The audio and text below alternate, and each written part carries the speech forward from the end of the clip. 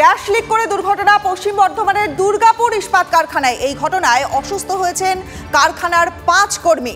অসুস্থরা দুর্গাপুর ইস্পাত কারখানার হাসপাতালে ভর্তি রয়েছেন। এবং কি কারণে এই ঘটনা, আমাদের প্রতিনিধি জয়ন্ত রয়েছেন আমাদের সঙ্গে। জয়ন্ত, ফের গ্যাস লিক করে দুর্ঘটনায় তো মারাত্মক খবর। দেখো, দুর্গাপুর ইস্পাত কারখানায় কিন্তু এই গ্যাস লিকের ঘটনা কিন্তু প্রায় এই রিসেন্ট পাস্টে বেশ কয়েকবারই ঘটেছে এবং শ্রমিক মৃত্যুর ঘটনা ঘটেছে। যেটা জানা যাচ্ছে, দুর্গাপুর ইস্পাত কারখানার 2 নম্বর ব্লাস্ট ফার্নেসের যে গ্যাস, কার্বন মনোক্সাইড গ্যাস, সেটা একটা পাইপলাইন দিয়ে বাইরে বেরিয়ে যাওয়ার কথা। আর সেখানে একটি মিটারও রয়েছে। মিটারে এখানে দেখানো হয় গ্যাসের পরিমাণ কত। হঠাৎ করে এই কর্মীরা দেখতে পায় যে মিটারের গ্যাসের পরিমাণ অনেকটা বেশি। তখনই তারা অসুস্থ হতে শুরু করে। স্থানীয় যারা কয়েকজন আছে তারা বলছে আপনারা জল খান, মানে অসুস্থতা কিসের থেকে বুঝতে পারেনি। তারপরে হঠাৎ করে প্রত্যেকে মানে অজ্ঞান হয়ে যেতে শুরু করে। তারপরে তাদেরকে দুর্গাপুর যে ইস্পাত হাসপাতালে, মেন হাসপাতালে নিয়ে যাওয়া হয়। তারা সেখানে চিকিৎসাধীন। কিন্তু যে ঘটনাটা ঘটছে, যে একই জায়গায় বারবার দুর্ঘটনা ঘটছে এবং এই গ্যাসের জন্য দুর্ঘটনা ঘটছে এবং মৃত্যুর ঘটনা ঘটছে। দুর্গাপুর ইস্পাত কারখানার মডার্নাইজেশনের জন্য প্রায় 4000 কোটি টাকা বরাদ্দ করেছে কেন্দ্রীয় সরকার। সেই মডার্নাইজেশন হওয়ার আগে এই বারবার দুর্ঘটনা কিন্তু চিন্তা করা হচ্ছে শ্রমিক মহলের মধ্যে। রনিপা, বেশ ধন্যবাদ তোমাকে জয়ন্ত। আমরা সন্ধ্যে 8টা নাগাদ খবর পাই যে ব্লাস্ট ফার্নেস 2 নম্বরে এরকম গ্যাস লিক হয়েছে এবং গ্যাস লিকের ফলে 5 জন আমাদের সহকর্মী যারা ওখানে কাজ করছিল তারা অসুস্থ হয়ে পড়ে। তার মধ্যে আমাদের 2 জন পার্মানেন্ট ওয়ার্কার এবং 3 জন কন্ট্রাক্টর লেবার ছিলেন।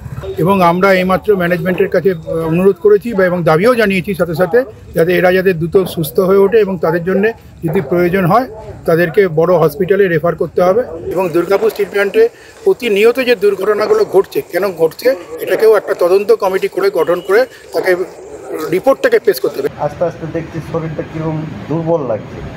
মোবাইলটা বালি তুলতে গেলেও বালিও তুলতে পারছি না। জল খেলাম, দিয়ে একটু শুলাম, তারপরে তো তখন দেখছি আরও বেশি 400, 450, 500 গ্যাস। ওই গ্যাস খেয়ে এখন আপাতত আমরা 5 জন। আরও এক মর্মান্তিক খবর, হলদিয়ার দুর্গাচকে দোকানে সিলিন্ডার ব্লাস্ট করে অগ্নিকাণ্ড। ভস্মীভূত 8টি দোকান। দমকলের 2টি ইঞ্জিনের চেষ্টায় আগুন নিয়ন্ত্রণে আসে। কোথা থেকে আগুন লাগলো এখনো কিন্তু তা স্পষ্ট নয়।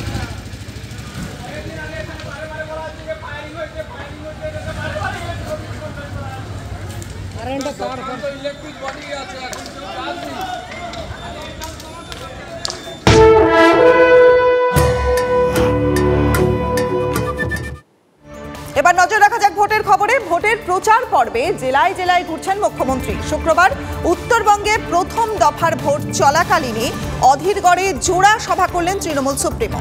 দলীয় কর্মী এবং সমর্থকদের উদ্দেশ্যে দিলেন নিজের ভোকাল টনিক। বাংলায় কংগ্রেস সিপিএম এর সঙ্গে যে সম্মুখ সমর, সে কথাও আবার একবার স্পষ্ট করে দিলেন তিনি। সেই সঙ্গে জানিয়ে দিলেন যে দিল্লিতে ইন্ডিয়া জোটের নেতৃত্ব দেবে তৃণমূলই। প্রথম দফা নির্বাচনের দিনেই মুর্শিদাবাদে জোড়া সভা করলেন মুখ্যমন্ত্রী। সেখান থেকেই উত্তরবঙ্গে ভোটে অশান্তি নিয়ে নির্বাচন কমিশনের বিরুদ্ধে তোপ দাগতে দেখা গেল তাকে। মুখ্যমন্ত্রীর অভিযোগ, রাজ্য পুলিশকে পুরো বাদ দিয়ে শুধু কেন্দ্রীয় বাহিনী দিয়ে ভোট করানো হচ্ছে। ইলেকশন হচ্ছে কার? চোর একটা হোম মিনিস্টারের। আজকে হোম মিনিস্টারের ছোট ভাই, ছোট হোম মিনিস্টার। আর সারা বুথ পাহারা দিচ্ছে কে? বুথ লাইন দিচ্ছে কে? ভোটারদের চমকাচ্ছে কে? সিএপিএফ। আপনারা কি করে স্টেট পুলিশকে টোটাল বাদ দিয়ে শুধু সেন্ট্রাল পুলিশকে দিয়ে ইলেকশন করাচ্ছেন, যাতে বাক্স লুট করতে পারেন, মানুষকে ভোট দিতে আটকাতে পারেন, মানুষের ভোটে বাধা দিতে পারেন। রামনবমীর দিন অস্ত্র মিছিল করা নিয়ে বিজেপিকে নিশানা করেন মুখ্যমন্ত্রী। সেই সঙ্গে তার বক্তব্যে উঠে আসে এনআইএর তল্লাশির প্রসঙ্গ। পরশুদিন ছোট্ট একটা ঘটনা ঘটিয়েছিল, আমি জায়গাটার নাম বললাম না। কেন অস্ত্র নিয়ে মিছিল করবেন আপনারা? কে আপনাদের অধিকার দিয়েছে অস্ত্র নিয়ে মিছিল করবার? কে অধিকার দিয়েছে সংখ্যালঘু দেখলেই তাদের বাড়িতে এনআইএ ঢুকে পড়বার? এনআরসি সিএএকে এবারের ভোটে অন্যতম অস্ত্র করেছেন মমতা বন্দ্যোপাধ্যায়। সেই ইস্যুকে সামনে রেখে এদিন পরিযায়ী শ্রমিকদের ভোট দিয়েই রাজ্য ছাড়ার অনুরোধ জানান। পরিযায়ী শ্রমিকরা ভোট না দিয়ে এক পা নড়বেন না। যদি আপনি ভোট না দেন, আগামী দিনে আধার কার্ড থেকে আপনার নামটা বাতিল বাতিল করে দেবে, দিয়ে এনআরসিতে ঢুকিয়ে দেবে, ক্যাতে ঢুকিয়ে দেবে, এই সুযোগটা দেবেন না। এদিনও মুখ্যমন্ত্রীকে জোর গলায় বলতে শোনা যায় দেশে বিজেপি 200-র বেশি আসন পাবে না। আর এবার বলছে ইসি বার 400 পার, সারা ভারতবর্ষে 200 সিটও পাবে না।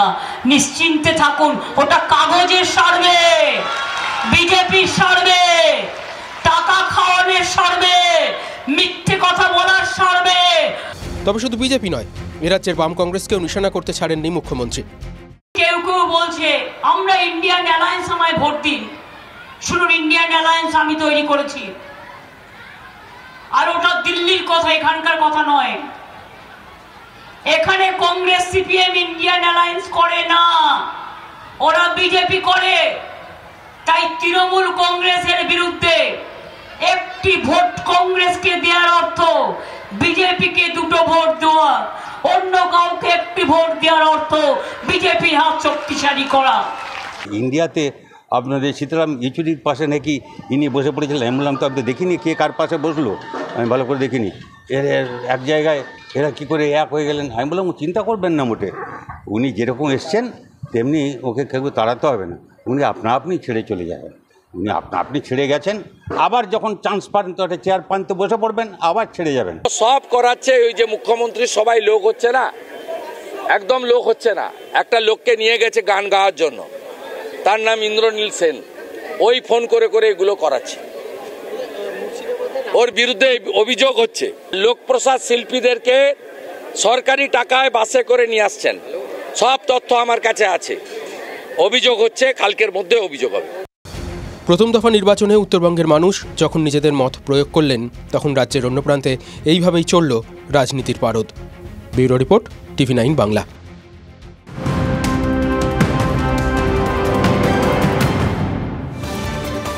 আর এই মুহূর্তের একটা বড় খবর, ভোট শেষ হতে না হতেই শীতলকুচিতে লাগাতার বোমাবাজি।